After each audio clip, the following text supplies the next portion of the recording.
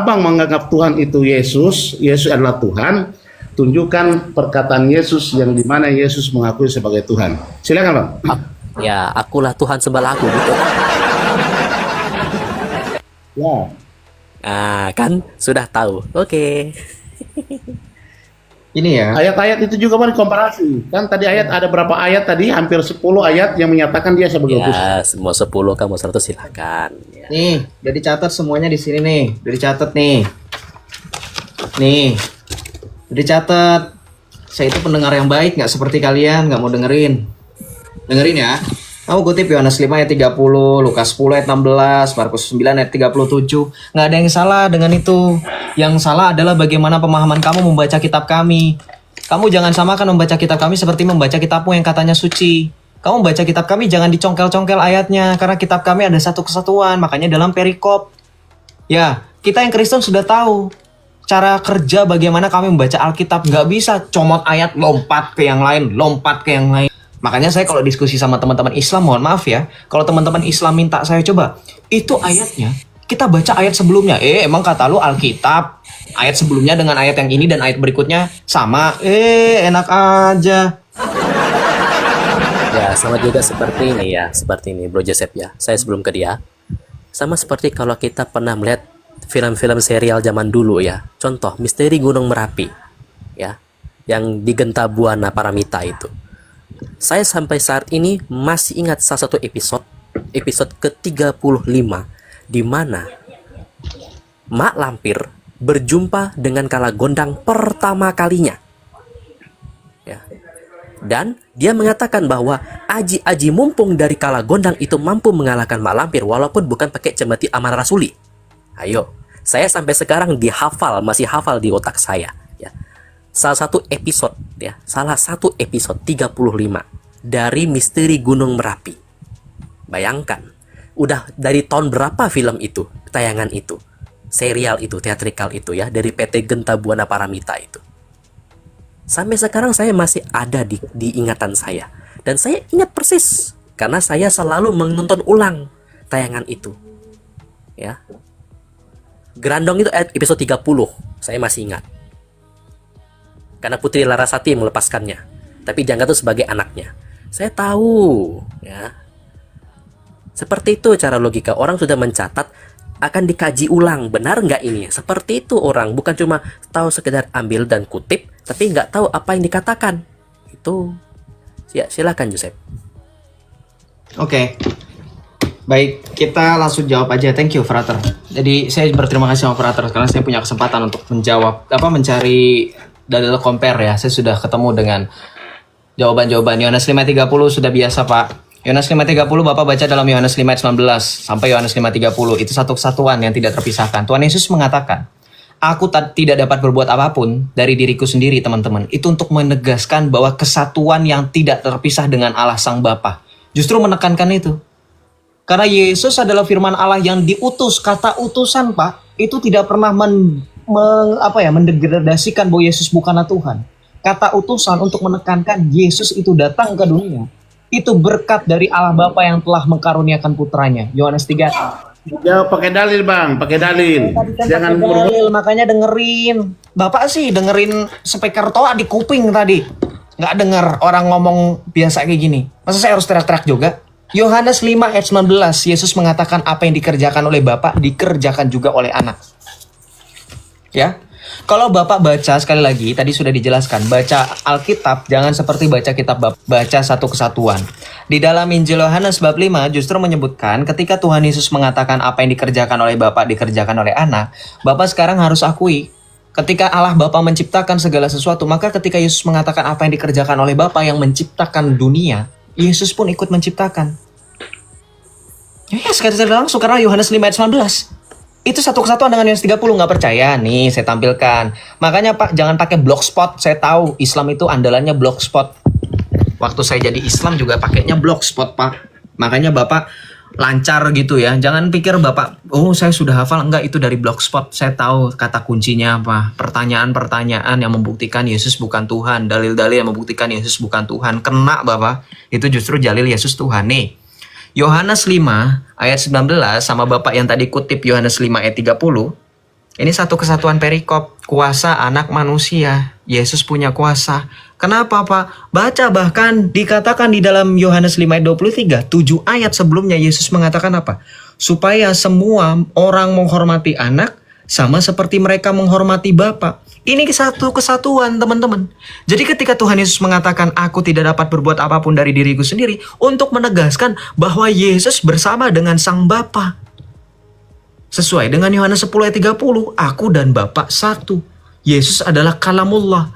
Ini, kenapa Yesus bilang seperti ini, tidak dapat berbuat apapun dari diriku sendiri? Ini adalah penggenapan dari nubuatan kitab Yesaya, di mana di dalam Yesaya 53, ketika Nabi Yesaya menjelaskan bahwa Tuhan Allah sendiri yang akan mengutus firman-Nya ke dunia, firman-Nya itu akan melaksanakan apa yang dikehendaki oleh Sang Bapa. Kita lihat di dalam Yesaya 53.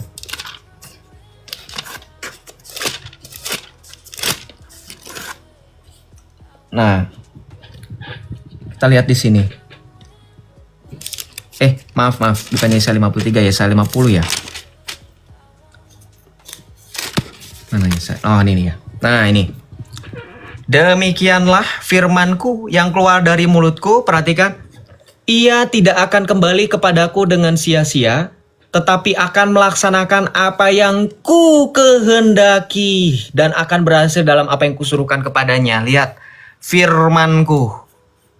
Untuk menunjukkan apa? Yesus tadi yang diutus oleh Bapa itu dalam satu kesatuan. Makanya Yesus dengan Bapa satu kehendak. Karena satu kesatuan yang esa nih. Oke, kemudian Bapak lanjut di dalam Lukas 10 ayat 16. Berani nggak Bapak baca ayat setelahnya Lukas 10 ayat 13? Ya, nanti Bapak saya tanya balik ya. Lukas 10 ayat 16 ya. Nanti di bawahnya nanti berkenaan mengenai kembalinya 70 murid teman-teman. Saya kasih clue ya, Bapak. Pegangan Pak. Lukas 10 ayat 16, baca. Siapa yang mendengarkan kamu, mendengarkan aku. Siapa yang menolak kamu, menolak aku. Siapa yang menolak aku, menolak dia yang mengutus aku. Kita tidak menjadi permasalahan Yesus itu diutus. Permasalahannya adalah ketika kalian tidak mau mengakui perutusan Yesus itu berbeda dengan perutusan Muhammad yang katanya juga diutus oleh ilah. Dikatakan dia sebagai nabi. Kenapa? Loh, Bapak, baca ayat setelahnya. Lukas 10 ayat 17. Kemudian ke-70 murid itu kembali dengan gembira dan berkata, Tuhan, setan-setan pun takluk kepada kami demi namamu. Ceder. Yesus seperti Muhammad, Pak. Muhammad aja kena sihir. Sejak kapan setan takut dengan nama Muhammad kalau memang Yesus itu utusan yang sama seperti Muhammad? Markus 9 ayat 37. Ini demi Islam nih. Gua kebat-kebet Alkitab, gak apa-apa deh. Ya. Islam. Dibilangin jangan suka kutip-kutip ayat. Markus 9 ayat 37 katanya.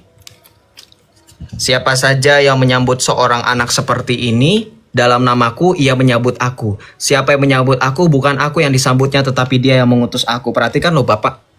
Ini justru Yesus mengatakan bahwa siapa saja yang menyambut aku, bukan aku yang disambutnya, tetapi dia mengutus aku. Ini bahasa Indonesia yang sederhana, betul nggak teman-teman? Sekarang saya tanya, Yesus itu menurut Islam katanya nabi biasa. Sekarang kalau Yesus nabi biasa, berani banget Yesus bilang, kamu bukan menyambut aku tetapi menyambut Allah. Berarti dia sedang menyamakan dirinya dengan Allah. Kok bahasa Indonesia yang sederhana, kalimat sederhananya dibikin mumet. Mau baca perlahan-lahan. Siapa yang menyambut aku, bukan aku yang disambutnya, tetapi dia yang mengutus aku. Kan kata Islam, Yesus ini nabi, diutus oleh Allah. Hanya nabi biasa. Kok berani-beraninya Yesus menyamakan diri dengan Allah? Karena ketika yang menyambut Yesus bukan Yesus yang disambut, tetapi menyambut Allah. Berarti Yesus adalah paham Islam. Susah banget ya. Makanya saya bilang Pak, jangan kebanyakan bentur-benturin pala ke tanah. Markus 10 ayat 40. Ntar saya tanya Pak, nih saya sudah bela-belain kebat-kebet Alkitab sekali lagi. Markus 10 ayat 40. Ya, kita baca. Namun hal duduk di sebelah kananku atau di sebelah kiriku, aku tidak berhak memberikannya. Tempat itu untuk orang-orang yang telah ditentukan. Apa ini? Apa ini? Apa hubungannya dengan Yesus ketuhanan? Markus 10 ayat 40. Oke, paling tidak sudah 3 ayat terjawab ya Pak ya. Saya nggak tahu kenapa Anda kutip Markus 10 ayat 40, apa hubungannya. Pak baca blogspot yang benar ya Pak, biar nggak salah ayat. Sekarang saya gantian tanya Pak. Bapak bombardir saya dengan berapa ayat nih? Ntar saya balikan kamera. Ya. Udah terjawab tuh semuanya tuh. Ntar.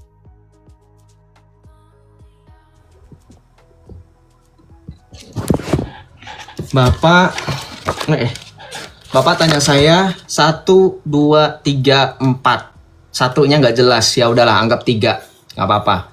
3 ayat. 3 ayat. Saya tanya 1 ayat aja Pak. Saya tanya 1 ayat ya Pak ya. Saya tanya 1 ayat Pak, boleh? Saya tanya 1 ayat. Saya tanya 1 ayat ya Pak ya. Oke, Bapak. Sebelum ke ayatnya, Bapak jelaskan. Di manakah Allah sekarang? Tuh, pertanyaan cuma 1. Nggak kejawab mah kebangetan. Pakai dalil ya. Di mana Allah sekarang? Bapak jawab. Buka mic-nya. Di manakah Allah sekarang? Allah Bapak ya, jangan Allah sang Bapak. Allah Azza wa Jalla, pemilik negeri Mekah. Di manakah Allah sekarang?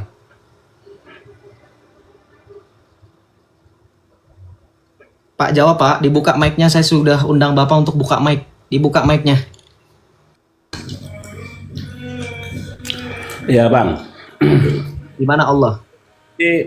Sebentar dulu. Saya jawab itu. Kalau hanya Allah itu pertanyaan kecil. Kalau yang pertanyaan itu kecil langsung dijawab. Langsung dijawab. Di mana Allah? Pakai dalil. Bentar. Di mana? Enggak mau lari. Udah bilang, udah jujur. Pertanyaannya kecil. Kalau pertanyaan kecil langsung jawab ya. Nggak usah alasan. Allah ada di sini, Allah ada di sana. Nah, gitu. Di mana? Pakai dalil. Langsung jawab. Saya pakai 1 pertanyaan aja loh. Anda ngajuin saya 3 pertanyaan, saya jawab semua. Di mana Allah? Abang jangan kita diskusi santai aja. Abang nggak usah. Santai kok. Tapi saya tidak seperti Anda yang tidak sopan, lagi dijelaskan malah makan. Makanya ngecap lagi. Langsung jawab udah. Nggak usah framing. Langsung jawab. Di manakah Allah? Pakai dalilnya. Lagi nih orang aneh, bukannya sholat malah makan. Lagi dapet Pak.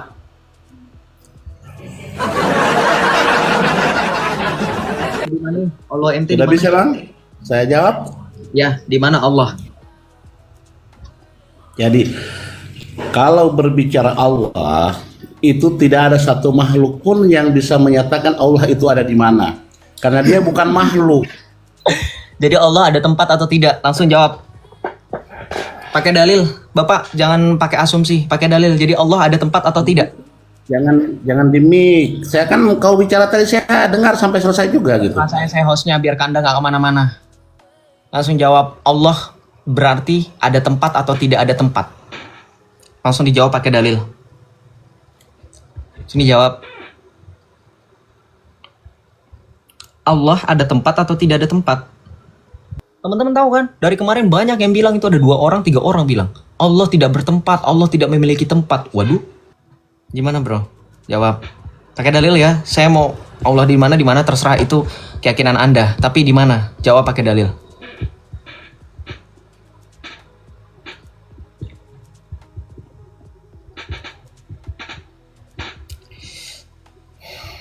Dibuka mic-nya Pak.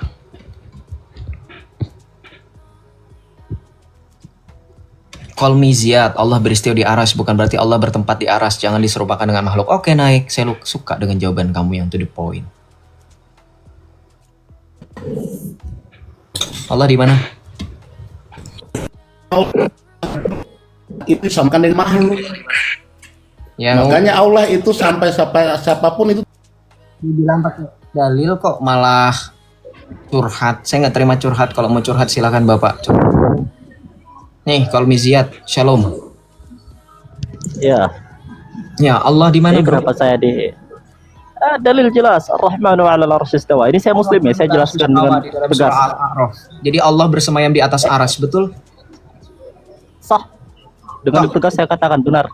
Oke. Ar-Rahmanul 'arsy istawa. Apa arti kata istiwa? Bersemayam, meninggi, ulu wartafa'a. Kenapa? Oke. Istiwa artinya bersemayam. Secara KBBI bersemayam itu artinya apa? Kalau diartikan ya makna istawa itu duduk. Memang ada ulama yang mengatakan seperti itu. Tapi bagaimana duduknya?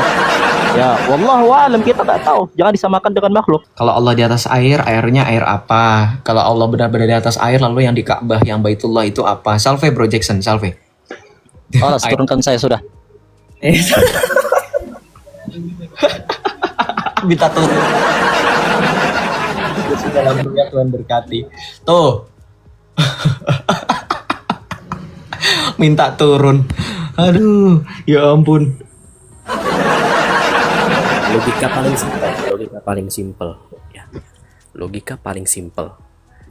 Katanya Ka'bah sebut sebagai Baitullah, rumah kediamannya Allah Subhanahu wa taala.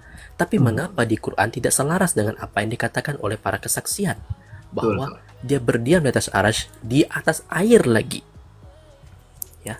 Tuh. Tolong dirasa dengan cara pikir kita ya, sebagai orang Indo ya, yang makan nasi, makan lauk, makan sayur, dengan orang sana yang makannya cuma modal tepung gandum. Jauh ya, sangat jauh. Syukur-syukur kalau kita sampai hari ini ya masih bisa yang namanya tuh dikatakan dari zaman Soeharto ya, 4 sehat 5 sempurna itu masih ada. Itu masih komplit bagi kita. Dan dari sampai sekarang pun orang-orang anak sekolah masih ingat apa anak 4 sehat 5 sempurna, mulailah sebut mereka berbagai macam jenisnya. Itu kenapa redaksinya dari zaman Soeharto sampai sekarang itu dipertahankan.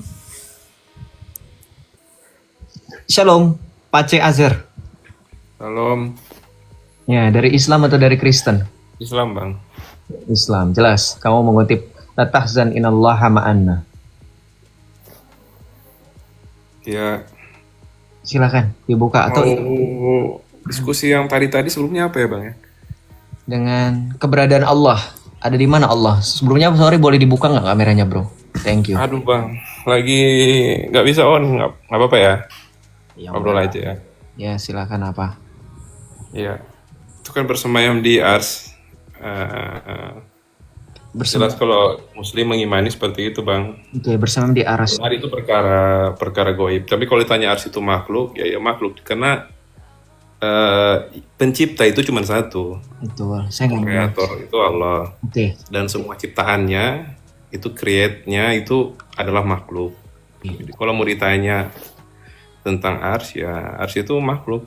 Tapi kalau mau ditanya keberadaan ars, Pelan-pelan. Udah, nggak apa-apa. Jangan insecure atau jangan overthinking duluan. Kamu menjawab pertanyaan atas dasar pertanyaan yang kamu buat sendiri. Saya nggak Ya, ya. menakutkan itu. Oke, yang saya Bang. tanya simpel. Ya. Kalau Allah di atas aras dan aras itu makhluk, bisa nggak Allah tanpa aras?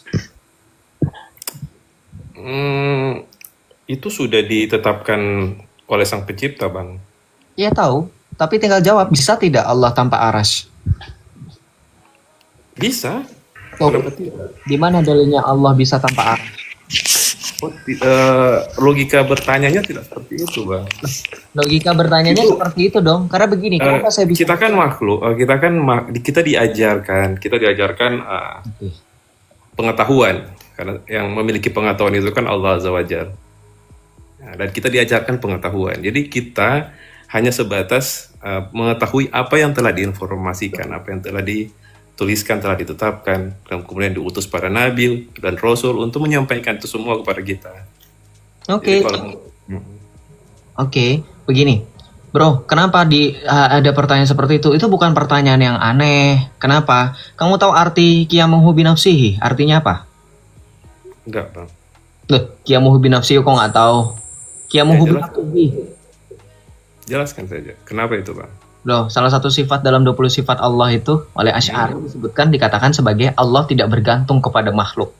Ya, Ditanya, berdasarkan sifat seperti itu, berarti Allah bisa nggak tanpa arasnya?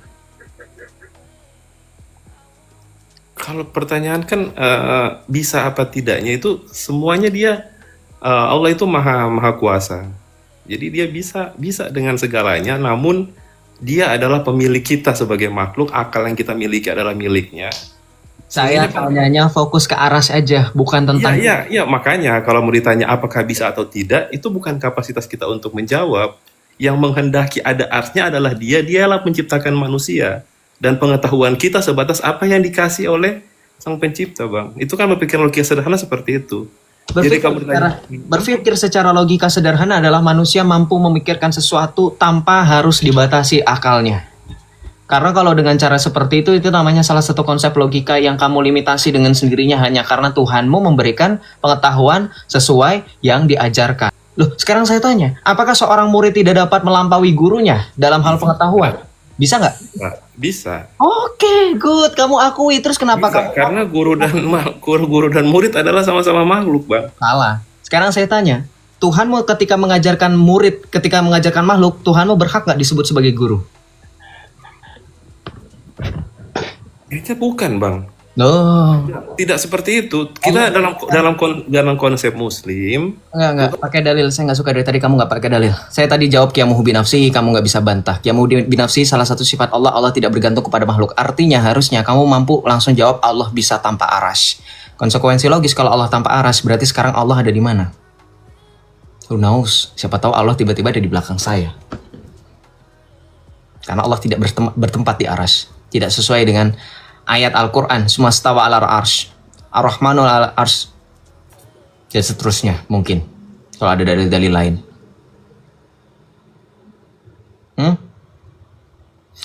Kalau kamu berkeyakinan bahwa pengetahuan kita terbatas hanya ketika Tuhan memberikan pengetahuan kita, loh Tuhan kita justru menginginkan supaya kita semua benar-benar mencari tentang kerajaan Allah tanpa batasan.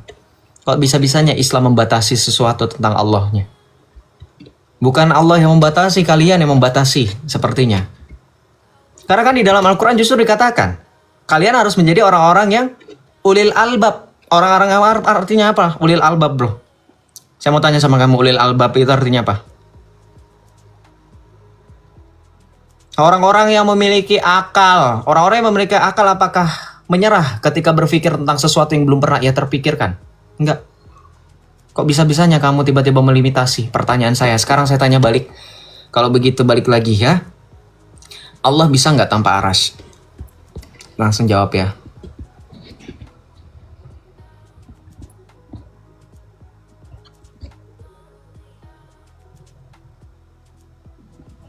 Ayo.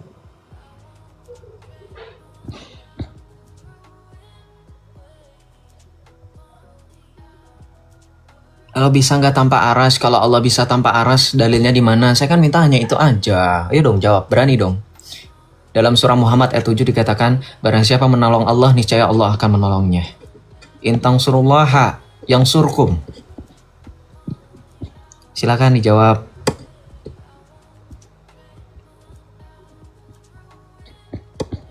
Silakan dijawab bro. Apakah Allah bisa tanpa aras? Dibuka mic-nya, saya sudah undang untuk buka mic. Saya sudah undang buka kamera kalau misalnya kamu nggak tahu caranya. buka mic aja, Bang. Oke. Ya, untuk soal yang arsnya, Bang, bisa kalau Allah dia menghendakinya, tapi kan dia tidak menghendaki itu, jadi tidak dipersoalkan lagi. Kita sebagai konsepnya umat Muslim tidak perlu lagi mengkoreksi itu, karena dia menghendaki karena dia sampaikan informasi itu setelah dia menciptakan bumi dan segala isinya, dia bersemayam. Oke. Ars, ya itu yang dia kehendaki, Bang. Kita sebagai ciptaannya, ibaratnya gini, Bang. Tuhan ini adalah Tuhan rumah. Tuhan adalah kita ini hanya penghuni, hanya yang dia ciptakan dan yang Tuan rumah tidak bisa menciptakan. Kamu analogi ngawur. Kenapa, Bang? Tuan rumah kok bisa menciptakan? Apa ini? Analogi. Bukan, kita ini ciptaannya. Tuan rumah. Kita ini ada berada ibaratnya Allah ini pemilik semuanya, Bang. Seisi makhluk ini Allah pemiliknya, Bang. Jadi kita tidak mempersoalkan kenapa dia tidak menciptakan. Tidak mempersoalkan, Bang.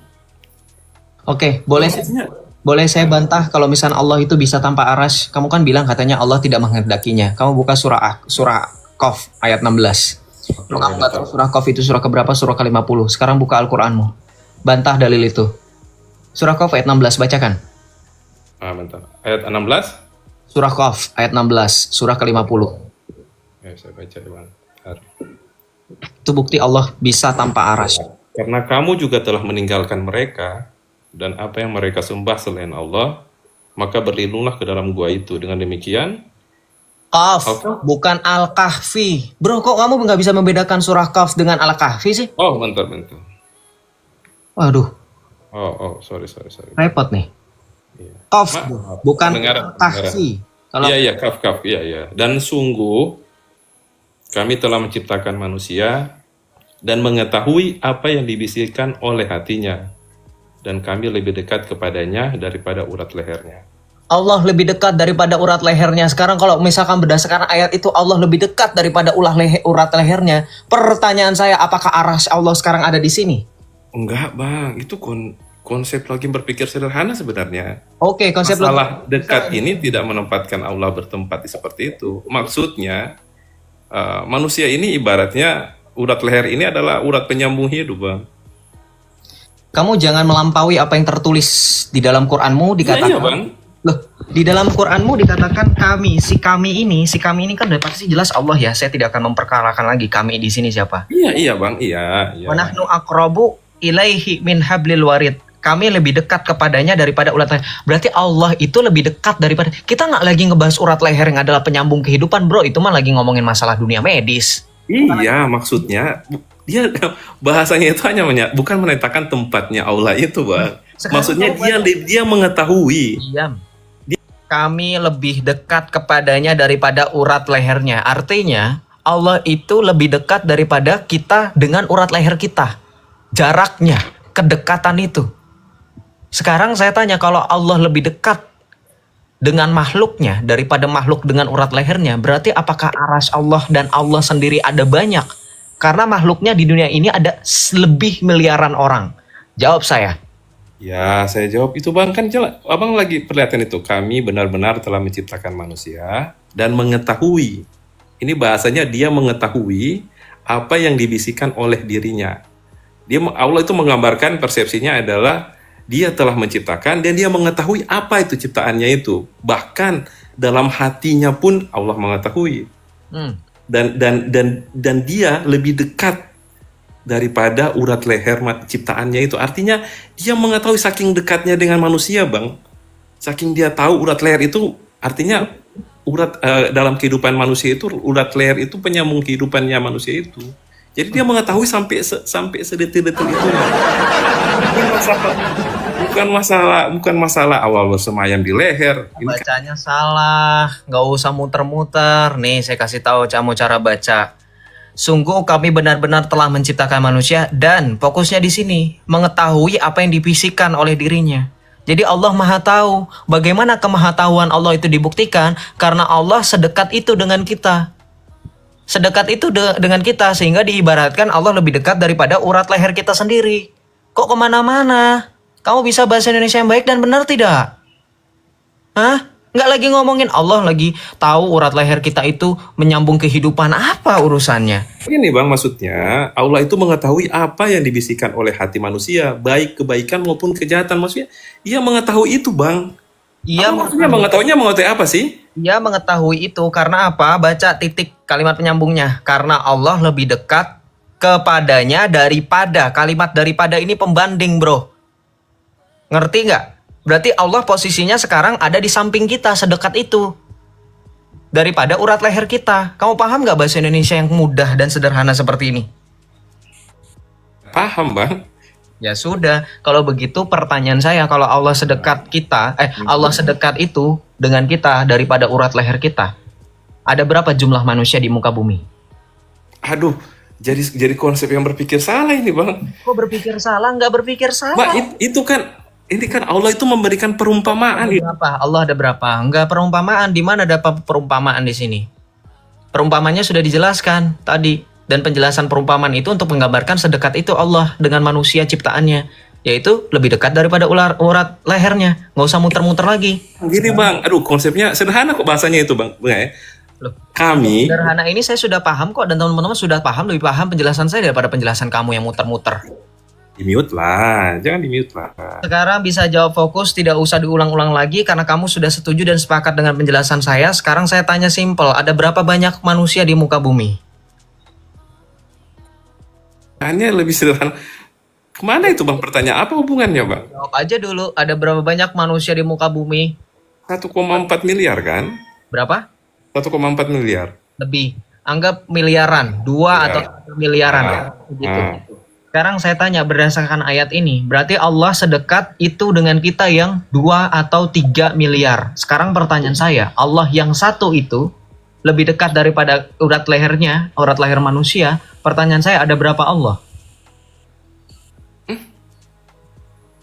Dengan 4 atau 3 miliar. Iya, saya paham. Saya lagi mencerna pertanyaan yang kayak gimana Bang ya? Kalau Allah ada satu, katanya Allah satu-satunya, kenapa Allah bisa sedekat itu dengan makhluk ciptaannya yang miliaran jumlahnya? Ada berapa Allah jadinya?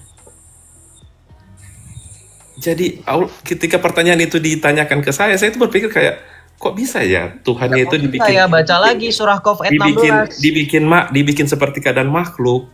Loh. Di sini Bang, gini Bang ya, itu yang surat Qaf Misalkan Allahmu bukan makhluk, dengerin saya dulu. Allahmu tidak akan mampu mendekatkan dirinya kepada makhluk. Ini orang paham gak sih? Karena di dalam Asy-Syura ayat 11 dikatakan laisa kamislihi syai'un wa huwas samiul basir. Allah tidak serupa dan tidak setara dengan makhluknya. Kalau Allah bisa sedekat itu dengan makhluk, berarti Allah mau nggak mau terbatas dengan realita konkret dunia ini yang terbatas waktu dan tempat. Nyampe nggak otakmu sampai di situ? Dengan hukum yang ada di dunia ini, berarti kalau Allah mau terbatas realita konkret ruang dan waktu yang katanya ada satu, berarti tidak mungkin Allah ada di segala tempat di mana manusia ada urat lehernya.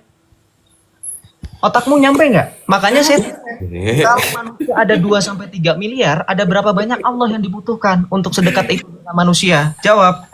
ya ini saya mau jawab.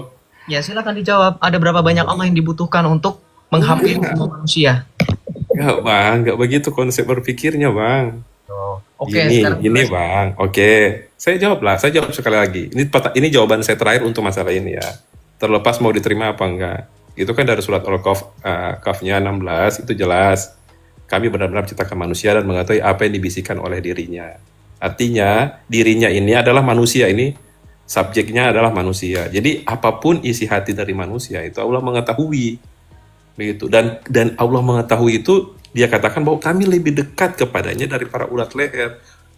Karena saking Allah mengetahuinya itu Bang. Jadi dia bukan menetapkan Allah itu bertempat di urat leher dan Allah itu harus jadi multi biar bertempat di miliaran orang. Itu dia bukan menyatakan dia tempat Bang. Oke. Itu. Ya, cukup. Logika saya sangat sederhana dan saya memahami apa yang saya katakan. Karena itu namanya kamu denial. Kamu tidak meyakini Allahmu benar-benar sedekat itu dengan makhluk. Karena apa? Ada lagi dalilnya benar-benar Allah itu sedekat itu dengan makhluk. Kenapa? Nih dalilnya. Baca. Oke, saya baca Bang. Oke. Rabb kita turun ke langit dunia pada setiap malam. Yaitu ketika sepertiga malam terakhir Allah berfirman, barang siapa yang berdoa kepadaku, niscaya aku akan kabulkan. Barang siapa meminta kepadaku, niscaya aku penuhi. Dan barang siapa yang memohon ampun kepadaku, niscaya aku ampuni. Ya. Pertanyaannya apa Bang? Pertanyaannya sama. Sepertiga malam di langit dunia, apakah dunia semuanya waktunya bersamaan? Tidak Bang. Jelaskan arti kata turun. Jelaskan arti kata ini. Kamu baca di sini. Nih. Ya, oke. Jelaskan di sini. Rabbuna tabaraka wa ta'ala kulla lailatin ilas sama'i dunya. Bacakan. Artikan ini. Yang zilu ini artinya apa? Yang zilu artinya apa? Saya fakir untuk bahasa Arab Bang. Yang zilu dari kata nazalah. Yang zilu. Nazalah artinya apa? Nuzul artinya apa bro? Paling simpel dulu. Turun. Sekarang saya tanya pakai dalil yang sama, pakai kalimat yang sama dengan dalil yang berbeda. Ketika Al-Quran dikatakan nuzulul Quran, yang dimaksud dengan turunnya Al-Quran artinya apa? Ya turunnya Al-Quran, diterimanya wahyu. Al-Quran turun dari mana? Dari langit Bang. Dari langit. Oke, kamu bisa ngomong kayak gitu sekarang dengan kalimat yang sama. Yang zilu Rabbuna, turunnya Allah ke langit dunia seperti bagaimana? Kalau kamu bisa menjelaskan Al-Quran turun ke langit dunia, berarti Allah turun langit dunia seperti bagaimana? Keyakinan saya tidak mengatakan Allah itu seperti makhluknya harus turun, Bang. Karena Allah itu dalam beberapa hadis sampaikan dia ada 70.000 sekat antara makhluk dan Robnya. Jadi satu lembaran sekat aja itu dibuka itu dihadapkan pada gunung, gunung itu bisa runtuh bang. Jadi nggak bisa, nggak seperti itu konsep berpikir umat muslim. Turunnya nggak kayak makhluk. Ustadz lu sendiri ngakuin turunnya ya turun dari atas ke bawah. Hah? Kenapa kamu nggak jujur, ini ustadzmu? Di masjid lagi tuh. Masjid mana? An-Nur, Kampung Arab. Ya, sama seperti logikanya air terjun dari atas ke bawah. Terjun kan, turun ke bawah. Tuh, nuzul. Itu persis. Makanya disebut air terjun, turun ke bawah. Bermuaralah di air itu yang kumpulan itu di bawah, namanya muara. Tuh. Simpel banget. Saya ini sebagai seorang umat muslim itu menerima informasi yang abang tadi sampaikan. Cuman dalam konteks saya sebagai umat muslim itu kan para ulama saja itu istilahnya menerima, mengartikan, menafsirkan terkait dengan kata turun itu tidak, kita meyakini memang turun ada, karena itu pesan yang disampaikan itu wahyu, turun benar, kita tidak membohongi. Tapi untuk seperti yang tadi abang yang satunya bilang turun dari atas ke bawah, itu konteksnya itu makhluk bang, masih dalam ranah makhluk. Dengerin, bang. Turun. Tadi saya tampilkan di layar, yang ngomong bukan abang-abang biasa, yang ngomong ustadz. Nih, Itu saya sebut ulama bapak, itu ulama yang ngomong, yang bicara tadi. Ustadz Adam bin Badr Bajri. Iya, Adam bin Badar. LC dia itu ada ini literatur Qurannya itu ada. Iya, saya tidak gini bang. Nggak boleh menafikan ulama loh. Ya, saya tidak menafikan dia. Terjadi perbedaan ulama, namun kita sikap sebagai umat muslim. Gini bang.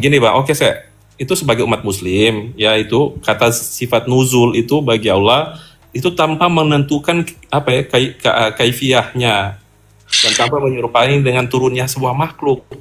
Jadi kita tuh tidak menyamakan turunnya itu seperti makhluk yang air terjun yang dari atas ke bawah, yang kata siapa tadi, air terjun itu atas ke bawah. Kita nggak samakan itu, tapi kita percaya turunnya itu ada. Jadi kamu menafikan atau tidak? Tidak menafikan bang. Ya, Itu sudah. informasi para ulama itu kan tafsir, mereka punya kapasitas untuk itu.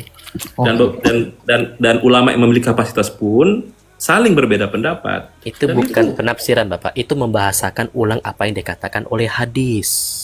Ulama itu membahasakan ulang, bukan membuat tafsiran baru, itu berbeda. Maaf bapak.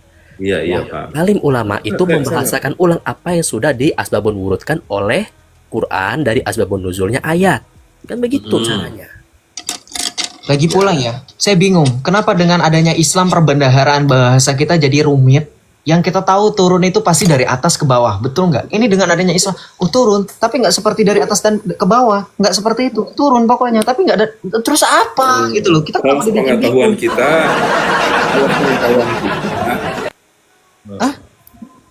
bahasa Indonesia itu masih kurang mendalam untuk memaknai satu kata bang. Oke, Jadi terlalu berarti pakai bahasa apa dong? Kita masih bahasa Indonesia ini kan kadang kita untuk mengartikan bahasa Arab, sedangkan bahasa Arab itu kan punya kaidah ya, Pak. dalam bahasa Arab saja. Bahasa Al-Quran pun berbeda dengan bahasa Arab secara kaidah. Ada beberapa bro. Makanya ada ahli tafsir, ahli Quran untuk menafsirkan Al-Quran itu tidak seperti orang belajar bahasa Arab biasanya. Bahkan bahasa orang Arab sendiri masih salah juga menafsirkan ayat Al-Quran kalau didengar dari secara harafiah, kata per kata saja. Begitu bang. Oke lah. Nah, Oke bang. Cukup. cukup. Ya kita, ya. Saya senang dengan channel ini. Semoga ada orang yang tidak fakir ilmu yang naik lah bang. Kalau saya kan hanya fakir ilmu. Cuma saya gemes aja lihat abang yang ngomong gitu. Saya pengen coba. Ya udah kita sih. Iya, kalau kamu fakir ilmu terus kamu gemes sama saya sedangkan kamu tidak dapat berbuat apapun atas dirimu dan menjelaskan itu, terus apa yang kamu lakukan ini adalah in vain, sia-sia. Terus apa poin kamu bilang seperti itu tuh bro? Enggak sia-sia. Saya hanya bukan sia-sia Pak. Saya menyatakan bahwa di momen ini saya kayak menyatakan bahwa saya muslim, itu saja. Dan saya tetap menjalani apa yang saya imani. Saya menghormati agama lain. Saya besar di lingkungan yang non muslim juga kan. Namun ya perbedaan itu silakan. Kalau di ajaran Islam pun sudah dikatakan bahwa lakum dinakum waliyadin. Jadi untuk agamamu, agamamu. Jadi kita nggak perlu harus saling menyerang gitu. Oke. Tapi untuk mencari kebenaran, ya bisa lah kita serahkan pada orang yang lebih paham gitu. Masalahnya Nanti semoga saya senang channel Abang, saya menunggu momen di mana memang ada orang yang benar-benar paham tentang dalil yang membawa itu tadi udah. Itu tadi Ustadz Badri yang tadi saya sebutkan itu saya tampilkan layar itu emangnya kurang. enggak maksudnya yang sharing sama Abang langsung di live naik komal di sini. Oh, udah. Ada kan? Ada. Udah pernah.